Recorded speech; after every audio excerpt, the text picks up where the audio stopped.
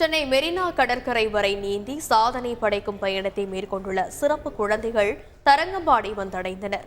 இந்த பயணத்தில் 15 சிறப்பு குழந்தைகள் பயிற்சியாளர்களுடன் பங்கேற்றுள்ளனர்.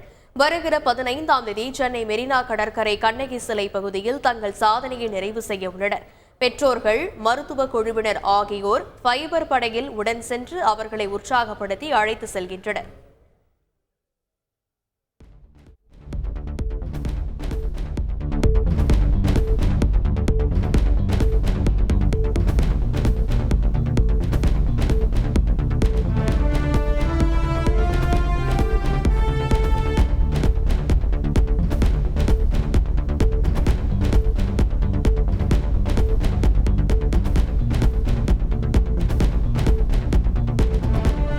ராமேஸ்வரம் டு சென்னை மெரினா பீச்ல இருந்து 604 கிலோமீட்டர்ல ஸ்விமிங் பண்றேன். நாங்க ஃபர்ஸ்ட் வரதுக்காக தான், ஃபேமிலிக்காக தான் இதை பண்ணிக்கிட்டு இருக்கேன்.